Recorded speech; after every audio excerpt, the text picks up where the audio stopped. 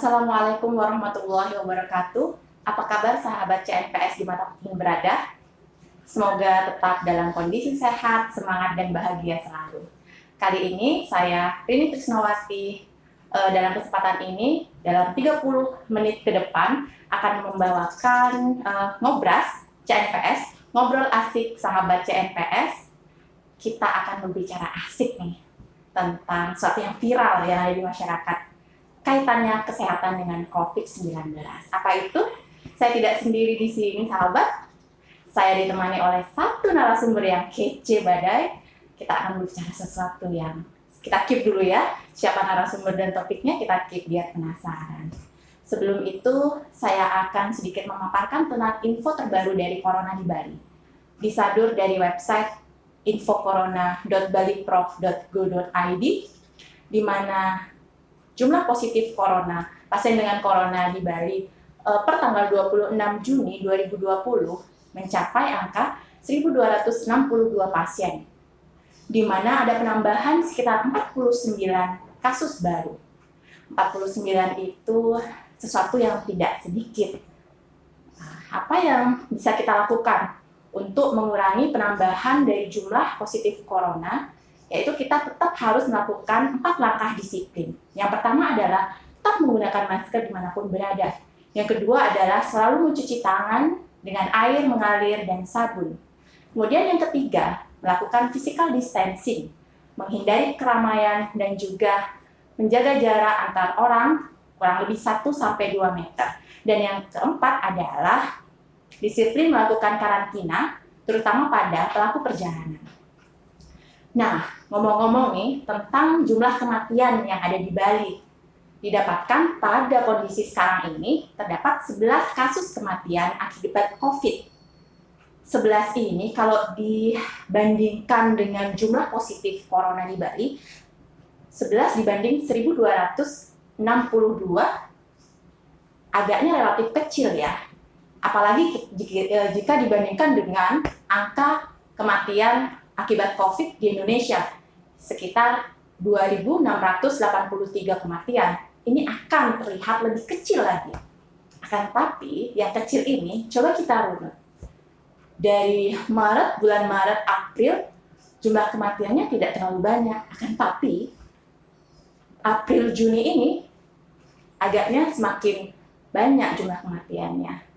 Nah, ini akan kita pikirkan ulang kenapa bisa terjadi demikian. Pagi-pagi sudah ngomongin tentang kematian nih, horor-horor ya. Kenapa sih kita ngomongin kematian sekarang? Karena kita akan membahas topik yang lagi hangat, yang ada kaitannya dengan kematian akibat COVID. Nah, tadi kita kan berbicara tentang kematian. Di sini saya ditemani, biar nggak grogi ya, saya ditemani oleh narasumber yang kece badai. Kebetulan adalah guru saya pada saat di Fakultas Kedokteran Universitas Udayana. Beliau yang paling cantik di bagian forensik Sanglah. Enggak sekarang. Oh, sudah enggak ada tambahannya. Kalau yang dulu paling cantik. Jadi beliau adalah Dr. Kunti Yulianti, spesialis forensik. Sehari-hari bekerja di bagian forensik Rumah Sakit Umum Pusat Sanglah, Fakultas Kedokteran Universitas Udayana. Iya, hai dokter, apa kabar? Alhamdulillah baik. Lama tidak berjumpa. Iya, betul, alhamdulillah. Saya sudah melihat salah satu murid saya lah ya, yang sudah mapan dengan profesinya. Amin. Amin, makasih doanya dokter. Sepertinya sedang sibuk di bagian forensik dokter ya sekarang akhir-akhir Ya, ini dokter. lumayan ya. Kami cukup banyak kegiatan, terutama yang berkaitan dengan jenazah yang suspek atau yang curiga kasus corona maupun yang memang terkonfirmasi sebagai pasien dengan corona. Iya dokter. Ini ngomong-ngomong nih dokternya, banyak yang beredar di masyarakat nih pengurusan jenazah COVID, pasien dengan COVID ini agak sedikit ribet dokter. Maksudnya ada sesuatu yang beda nih kayaknya dokter antara pengurusan jenazah yang pasien non-COVID dengan yang pasien positif COVID terkonfirmasi dokter. Bagaimana itu dokter? Iya, jadi memang COVID ini bisa dianggap sebagai penyakit yang baru, ya. Walaupun kalau dilihat dari jumlah pasien dan jumlah angka kematian dinilai rendah, tapi penyakit ini belum banyak diketahui dan menjadi wabah yang menyebar secara cepat dan masif ke seluruh dunia. Maka dari WHO, kemudian Kemenkes juga memberikan panduan khusus dengan harapan bahwa penyakit ini tidak tersebar dan menyebar luas ke masyarakat. Sehingga untuk penata laksanaan jenazah dalam hal wabah seperti ini memang perlakuannya khusus. Sebenarnya tidak saja pasien dengan COVID sebenarnya ya. Sebelumnya ada wabah SARS. Itu juga sama penata laksanaannya, mirip gitu maksud saya, namun mungkin pemberitaan dan kasus mungkin tidak seheboh yang sekarang ini dokter ya. Sebenarnya penata laksanaan khusus untuk jenazah-jenazah dalam wabah, penyakit menular yang wabah, itu memang secara umum agak berbeda dari penata laksanaan jenazah yang meninggal biasa. Ya, bedanya di mana sih dokter? Ya, jadi prinsipnya penata laksanaannya itu adalah memutus mata rantai penularan, yaitu dengan membunuh kuman. Maka pada pasien yang setelah dinyatakan meninggal dan terdiagnosis oleh dokter-dokter klinik, ya tentu saja dokter yang merawat dalam hal ini, jenazah nanti akan mendapatkan penata laksanaan khusus, dan ini yang masuk di ranah atau tugas bidang kami. Jenazah nanti akan dilakukan disinfeksi, yaitu tindakan untuk membunuh kuman. Ya, saya cerita sedikit dulu ya. Jadi pada awal penyakit ini berkembang, ada laporan bahwa penyakit ini ditularkan lewat batuk yang ada dahak yang kecil keluar, yang kita sebut sebagai aerosol, gitu ya. Jadi kecil keluar dan cairan-cairan tubuh lainnya.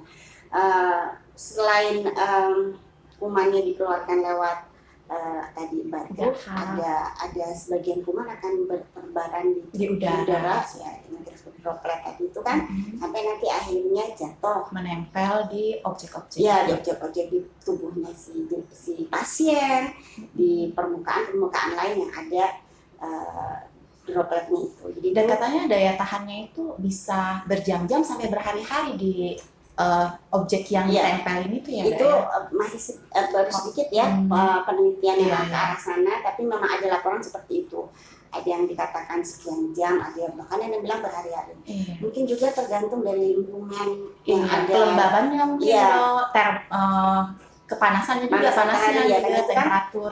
Mungkin penelitiannya di daerah mana gitu ya. Jadi itu memang masih juga terus diteliti ya. Tapi kita tetap waspada ya. Kita harus waspada dari laporan itu kan, kita tetap harus waspada. Iya. Jadi lumayan kuat nih kumannya rupanya. Iya.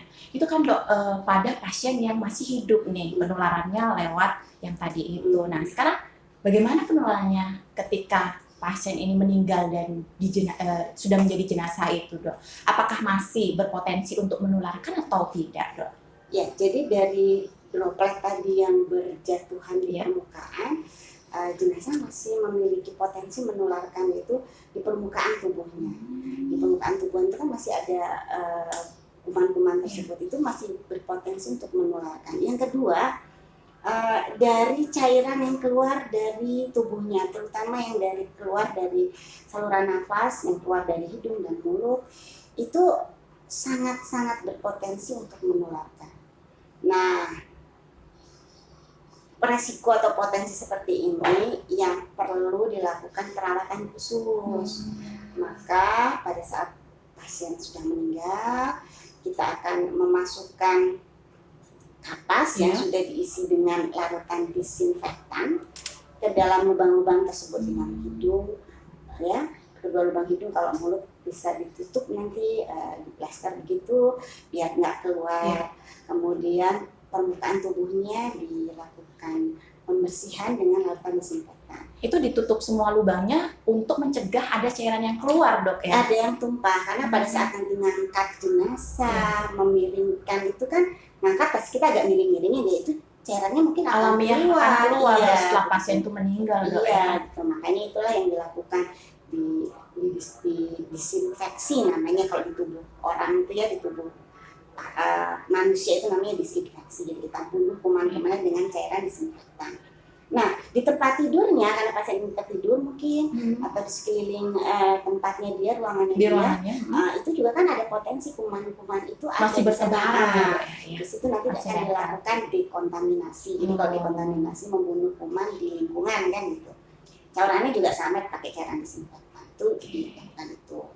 Nah, setelah dilakukan disinfeksi permukaan tubuh pada jenazah, kita kembali ke jenazah ya. Kita akan membungkus jenazah itu dengan bahan yang tidak yang kedap air, jadi yang enggak melebar-lebar airnya, Dok, ya. Karena tadi kan mungkin masih ada potensi ya, walaupun untuk kita sumpah penularan. kan tiap orang tuh beda-beda cairan yang akan keluarnya, gitu, Dok, ya. Jadi kita tutup pakai plastik yang kedap air. yang kedap air. Kalau memungkinkan ada kantong jenazah, kita masukkan kantong jenazah, tapi kalau tidak kita tutup pakai plastik tadi. Nah, kemudian nanti kita masukkan ke dalam peti. Petinya nanti dari dalam kita dekontaminasi lagi, petinya didekontaminasi kembali, plastiknya itu juga didekontaminasi kembali, kemudian nanti petinya ditutup, dipaku, permukaan petinya juga didekontaminasi kembali. Gitu. Nah, tambahannya kalau untuk yang muslim ada tambahan, jadi setelah nanti ditutup plastik, kita memang nggak mungkin memandikan karena itu potensinya cukup besar buat yang melakukan perawatan jenazah.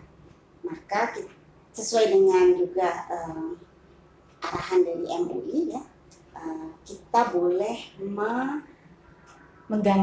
memandikan itu dengan tayamum. Gitu. Karena kondisinya darurat ya, Dok, ya, tidak seperti yang normal biasa. Jadi nanti tayamumnya juga setelah kita pakai plastik, jadi jangan sampai kita juga megang jenazah eros atau cairan yang ada di muka terutama ya kan, jadi arahannya seperti itu. Setelah itu kita kafani ya, mungkin sederhana memang karena memang apalagi kalau di Bali kan terbatas ya yang melakukan pemulasaraan jenazah muslim, dan kami juga tidak berani dalam tanda petik memberikan izin masyarakat keluarga membantu gitu karena resiko cukup tinggi. Betul. Selain itu APD terbatas, ya kan betul. Jadi kami melakukan pemulasaraan itu dengan APD yang lengkap kayak astronot itu ya, pakai masker N95, pakai baju hazmat yang notabene itu lumayan ya. Sekali lagi itu kan untuk memutuskan rantai penularan dari COVID resiko itu ya, Dok, ya. Jadi petugas yang pakai itu juga kan dia juga harus terlindungi, maka ya pakai seperti itu. Berat sekali tapi memang itu yang harus dilakukan. Panas banget, Dok, ya waktu pakai itu ya kan. Apalagi teman-teman perawat dokter yang di ruang isolasi ya, kami yang di kamar jenazah yang mungkin tidak terlalu panjang dan tidak terlalu panjang menggunakannya. Paling ya 2 jam lah gitu ya. Itu sudah agak beliau sana sudah panjang hari gitu ya. Itu dia sudah, berat juga ya. Jadi kenapa nggak dikasih ke keluarga itu? Potensinya besar sekali dengan APD yang terbatas seperti ini. Baik. Maka dilakukan. Nah, seharusnya setelah dipeti, dipaku tadi, didekontaminasi ulang petinya, semua sudah aman. Nah, tinggal dikubur. Nah, walaupun sudah aman, tapi ini nih, Dok, nih ada yang lagi viral nih, yang lagi heboh-hebohnya di medsos. Saya dengarnya dari medsos juga bahwa di suatu kota di provinsi lain tuh ada yang sudah dipeti aman nih sudah sebenarnya, tapi kemudian petinya dibuka lagi, Dok. Kan kaget ya seperti itu. Itu bagaimana, Dok? Apa yang bisa terjadi? Iya. Walaupun kita sudah dikontaminasi tadi, berkali-kali kita lakukan dekontaminasi, tapi kita kan nggak tahu ya, kuman itu kan kecil, mungil, tidak terlihat, tidak kasat mata. Apakah tadi kita bungkus itu betul-betul sudah fix, bagus gitu ya, atau bagaimana? Tidak ada garansi. Iya kan, tidak ada garansi untuk itu. Selain itu juga yang membuka apakah pakai APD? Nah, itu juga kan. Kita aja yang sudah dekontaminasi berulang-ulang itu kita pakai APD loh untuk melindungi diri kita. kalau dibuka demikian, apalagi terus yang menggunakan itu yang membuka itu nggak pakai APD, menerima langsung jenazahnya gitu kan, dia punya potensi yang besar Untuk tertular tertular COVID-19. gitu. Tidak ada yang menjamin itu kan Iya. gitu. Maka yang memang sih pemakaman secara menggunakan peti itu kalau buat kita yang muslim kan memang agak tidak aneh ya, umum tidak umum memang ya. tidak biasa, tapi ini memang kasus yang luar biasa. Ini kondisi Ya. darurat yang Bahkan tidak ada yang dikatakan ya ini di kondisi darurat. Iya. Kita semua harus menjaga semua, tidak hanya ego kita aja.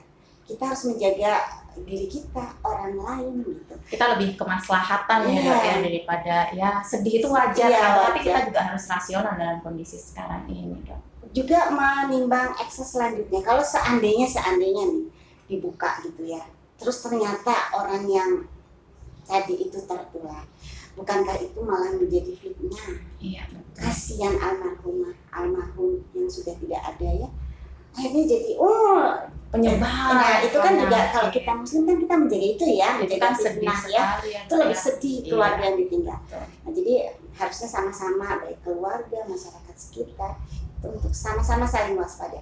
Waspada itu bukan ketakutan yang berlebihan, Bukan paranoid juga bukan ya. paranoid juga, bukan nanti jadi Stigma negatif, Nah, jenazah pasien COVID semuanya pada takut, padahal sudah dilakukan nih Dok iya. perawatan jenazah dengan baik dan benar. Itu kan jadi sedih juga Sedih, keluarga iya, Dok ya. Di kota lain kan sempat ada yang ditolak tuh kan. Nah di iya pemakaman. Dok, itu miris sekali. Terus kalau ditolak mau dimakamin di mana? Itu saudara kita loh Iya. muslim. Bayangkan Iya. kalau itu adalah keluarga kita Iya. atau diri kita sendiri misalnya seperti itu. Kita mau ditaruh di mana? Ya Allah. Padahal itu adalah kewajiban kita untuk sampai akhir mereka dikuburkan, adalah Iya. kewajiban kita untuk Iya. menuntaskan itu Dok ya. Betul sekali. Mm. Jadi itu mungkin perlu kita juga sama-sama untuk Mengedukasi lagi, memberitahu mungkin kepada masyarakat yang belum paham nih Dok ya, Iya. karena ini memang kasus baru dan orang mungkin lagi stres dalam kondisi seperti ini, sedih kehilangan, kemudian ya bersikap yang seperti itu. Memang wajar Dok ya, tapi protokol kesehatan memang tetap harus kita kerjakan. betul sekali. Seperti itu Dok ya. Nah nih Dok, setelah selesai dikubur nih Dok ya, ada saran-saran nggak sih Dok gimana cara, misalnya saya pengen ke pemakaman, saya pengen menyolatkan, saya pengen apa, itu ada nggak Oh Dok iya, iya. yang Jadi, aman di kondisi sekarang ini? oke. Tadi setelah dipetikkan tadi itu, Iya, Dok.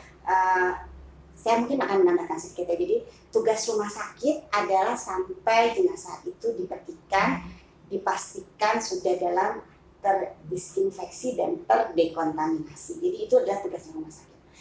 Untuk pemakaman ya, kalau kita di Bali juga saudara-saudara kita yang Hindu mungkin kremasi itu ya, itu memang bukan lagi tanggung jawab rumah sakit. Itu menjadi tanggung jawab bersama masyarakat. Dalam hal ini tentu saja ada tim siaga COVID, tim satgas COVID ya mungkin. Ya. Jadi sama-sama harus aware juga dengan masalah-masalah seperti ini. Jadi itu sudah bukan tanggung jawab rumah sakit lagi. Kami memfasilitasi sampai di situ. Pada saat nanti selesai mungkin akan ada upacara-upacara keagamaan sesuai dengan agama masing-masing. Kalau kita yang muslim mungkin kita akan mensolat. Iya. Dalam kondisi sudah di peti itu bisa dilaksanakan sholat jenazah dengan tetap memperhatikan protokol kesehatan tadi, physical distancing ya.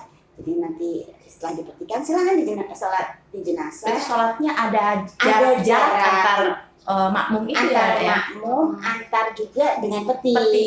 Jangan terlalu dekat gitu, paling enggak ya kita punya 1 meter kan buat jarak Iya. itu ya. Jadi nggak apa-apa di sholat. Boleh ya Dok ya? Boleh, boleh. Jadi bukannya nggak boleh, boleh. Tapi disolatkannya nggak boleh di masjid, ya. Di mana misalnya? Di rumah boleh? Di rumah jangan. Di Jadi mana? kalau bisa di Sekitar rumah sakit. di sekitar kuburan. Oh. Kalau di rumah sakit ada sedikit space. Space? Tapi kalau misalnya itu kan, kalau kita di Bali ya ada di pemakaman kan ada tempat. Oh iya, gitu, ada. Ya, Bisa di situ. Bisa di situ sebentar gitu kan. Baru habis itu di rumah. Baik Dok. Boleh ke pemakaman nggak sih Dok? Boleh saja kan, sudah di dalam tanah ya. Mm-mm. Apalagi kalau kita ngubur itu kan jaraknya 1 Dalam ya? meter Iya. ya, dalam gitu kan. Jadi kalau penguburannya dengan kedalaman yang sesuai, ditutup tanah, kumannya hanya di dalam aja. Baik. Jadi nggak keluar. Jadi ya bisa saja di Ziarahin. ziarahin. Ya. Tapi tetap pakai masker lah ya. Oh iya, tetap Itu melakukan jangan lupa, disiplin itu ya. bawa disinfeks, Hand sanitizer, cuci tangan, tangan, physical distancing. ya itu Iya. tetap dipakai. Baik dok. Nah kemudian nih dok, satu lagi pertanyaan. Kalau misalnya sudah ada jenazah tapi masih menunggu keluarga misalnya handai taulan itu, nah berapa lama sih dok bisa menunggu tuh antara jenazah dan waktu terakhir penguburan atau terakhir kalinya? Iya. Itu Jadi kalau menurut panduan itu harusnya 4 jam harus sudah keluar dari rumah sakit. Tapi sekali lagi kita juga harus melihat kondisi lingkungan kita, budaya kita ya. Jadi kalau kami di Rumah Sakit Sanglah, kami masih memberikan batasan waktu keluarga untuk berembuk, untuk ini ya. Tapi kalau memang mau dikuburkan sebaiknya ya secepatnya. Kita nggak bisa bilang kapan, secepatnya. Sunnahnya kan memang harus menyegerakan. Betul. Tapi memang kalau masih ada hal yang ditunggu, dan hal yang ditunggunya itu prinsip Urgent. misalnya hasil swabnya belum keluar, hari ini mau keluar. Baik. Jadi kita tunggu hasil swab kan. Kalau memang ternyata hasil swabnya Negatif, bisa berarti kan bisa ditata cara normal gitu. Berita Tapi baik. kalau positif ya nggak boleh gitu. Iya. Gitu. Kalau hasil swabnya belum keluar gimana? Kita tata caranya secara COVID, nggak boleh tata cara normal karena kita nggak tahu nih. Kita kan harus mencegah hal yang lebih buruk Kita ya. ambil yang paling buruk Kita yang paling buruk resikonya. resikonya itulah. Jangan sampai kita mengabaikan gitu. Nggak apa-apa nih, ternyata apa-apa. Ternyata apa itu jadi masalah. Kecewa ya. Iya, menakutkan betul. ya. Nah, kalau memang hari itu akan keluar, kita kasih kesempatan. Tapi kalau misalnya, belum bisa keluar 3 hari, ya sebaiknya segera dikubur. Jadi tata laksananya tetap COVID ya. Tapi kalau misalnya keluarganya mau nunggu gitu, gimana nih masih nunggu? Kami melakukan suatu tindakan yang sangat beresiko, tapi kami lakukan, yaitu dengan melakukan disinfeksi internal. Nah, ini yang beda nih. Ya, jadi kita melakukan pemberian formalin intraarterial, gunanya untuk membunuh kuman sampai ke dalam. Resikonya resiko aerosol itu akan diterima oleh petugas yang Tugasnya ya. Maka petugas tetap harus pakai APD lengkap. Iya. Ruangan juga Dekontaminasi. dekontaminasi lengkap juga di ruangannya. Dan dilakukan oleh tenaga handal terlatih khusus terlatih dan diawasi.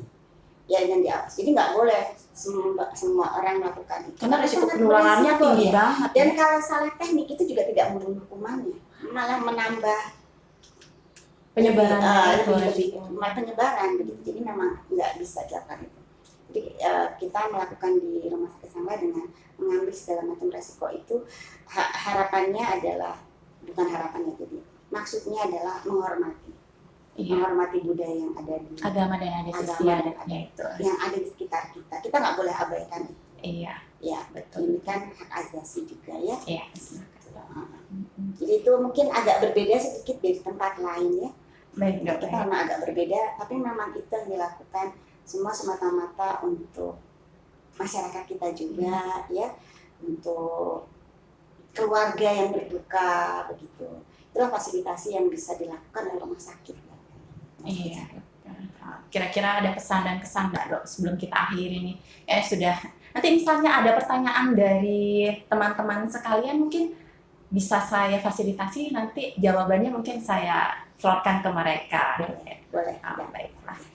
Mungkin kalau harapan kami dari tenaga kesehatan ya, artinya pada keluarga memang yang mengalami musibah dengan kondisi corona seperti ini, jenazah yang sudah kami tata laksanai sedemikian rupa dengan mengambil resiko yang ada.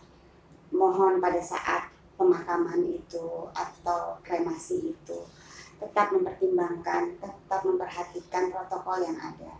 Jadi kalau memang sudah di dalam peti, sudah dijelaskan bahwa peti tidak boleh dibuka, sebaiknya tidak dibuka, sebaiknya dikuburkan. Itulah kondisi darurat yang memang kita hadapi saat ini. Dan insya Allah juga itu juga atas atas masukan dari pihak-pihak yang sudah berkompeten dalam hal ini dari MUI sendiri kan. Beliau-beliau di sana kan bukan orang-orang sembarangan yang diabaikan gitu loh apa yang sudah menjadi fatwanya. Jadi kalau dari saya sendiri seperti itu, karena agak sedikit seperti sia-sia ya apa yang sudah petugas kesehatan kerjakan, kemudian masyarakat di sana seperti beberapa berita di kota-kota lain itu lakukan, itu sangat miris sekali. Apalagi kemudian nanti ada timbul penularan baru dari masalah itu sangat sedih sekali, sedihnya luar biasa. Iya dokter, ya. Terima kasih atas kesempatannya dokter, ilmunya sungguh luar biasa, semoga sangat bermanfaat untuk yang lainnya dalam tata laksana perawatan jenazah. Ya, take home message-nya dari kami adalah setiap jenazah harus diperlakukan secara manusiawi dan bermartabat. Kemudian adat istiadat agama dan budaya harus tetap dilindungi dan juga dihormati. Tidak ada stigma negatif untuk jenazah dengan COVID atau suspek. Kita hanya ingin menegakkan protokol kesehatan guna memutus rantai penyebaran COVID. Kita menghormati yang sudah meninggal dan melindungi orang-orang yang masih hidup. Seperti itu. Demikian dari kami di Ngobras CNPS. Sampai jumpa di pekan selanjutnya. Kurang lebihnya kami mohon maaf. Wassalamualaikum warahmatullahi wabarakatuh.